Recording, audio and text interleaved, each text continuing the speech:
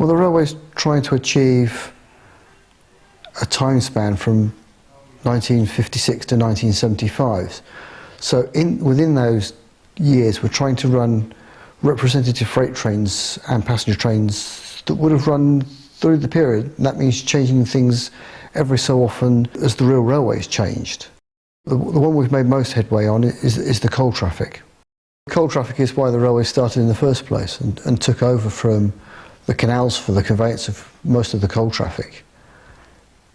In terms of our period, you can spot the progression from the wooden-bodied coal wagons that British Rail had lobbied hard to get hold of at nationalisation and then proceeded to scrap, and before building their own 16-ton steel mineral wagons, of which they built over 200,000, and they lasted almost to the end of steam, at which point a new style of wagon takes over, which is the air-braked hopper wagon for power station coal traffic, starts to be introduced and then takes over. When they first came in, they were categorised as Hop AB, in other words, a hopper air brake.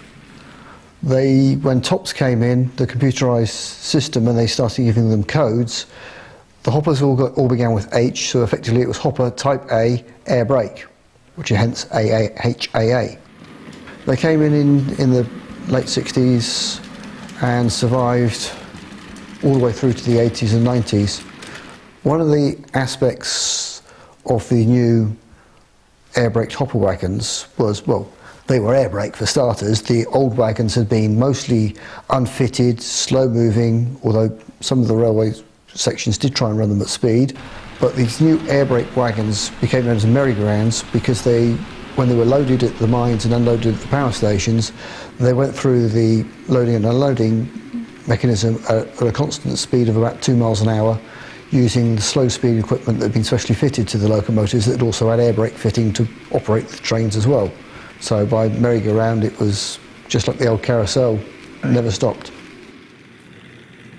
In model form we've got a range of the earlier style coal wagons from the wooden-bodied private owners that British Rail was rapidly trying to get rid of, and the new 16-ton steels, and some of the 21-ton steel coal wagons which didn't find favour with the British Rail's Ideal Stocks Committee, rolling through to the new HAAs as they came in. So there's a mix and a balance, although the older type steel and wooden wagons get mixed up all amongst each other, whereas the HAAs run in block trains all on their own. The HAAs, the part of it is an aluminium body, so putting rust on the aluminium body is not really appropriate, but you do want plenty of coal dust because it went everywhere, and sometimes, you know, the coal train left the mine, but not all the coal got to the power station because it just got blown away in the wind. These are my HAAs, or as I like to call them, my merry-go-rounds. These models are very dear to my heart because I've weathered them 3 times. I've also studied the history of how they work and how they operate and how they fit into the scheme of coal transport. The first time I done them, I was really pleased.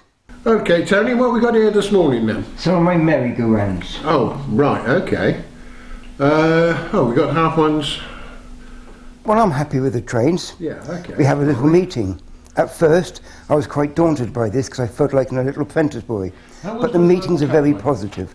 The other members point out little things I've missed, little problems, little details that maybe I haven't caught because I've been too busy weathering. And these little meetings are very good. Yeah, that one's got a broken coupling. What number is that? You got your glasses on. 442, yeah. Here's attention. Ian's on his computer. Alan's the eyes. He's got the history of knowing all these sorts of things. So we all sit together, and I sit in the corner with a pen and paper, writing down faults they find. It was pointed out to me that I hadn't painted the inside silver, so this is what I've done. I resprayed them silver. At the same time, it was pointed out to me that they often had stays in the inside to strengthen them. These stays were often bent and twisted, so we manufactured our own stays, and these are them fitted. The second time, it was pointed out to me that the frames are the wrong colour. So I stripped the trains down, resprayed the frames the appropriate colour. As you can see, I've applied different shades of dirt to these wagons. This one is lightly weathered. As you can see, I've just put some dirt on the framework and on the top and bottom. This one is medium weathered.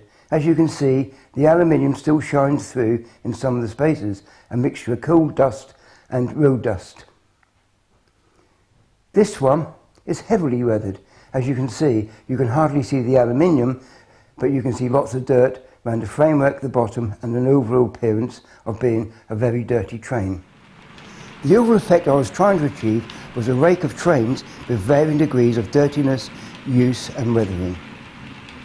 The HAAs were only one of the types of air brake wagons that came out in the 1960s. There were others for steel traffic or for van traffic, and we'll be dealing with those in a later time.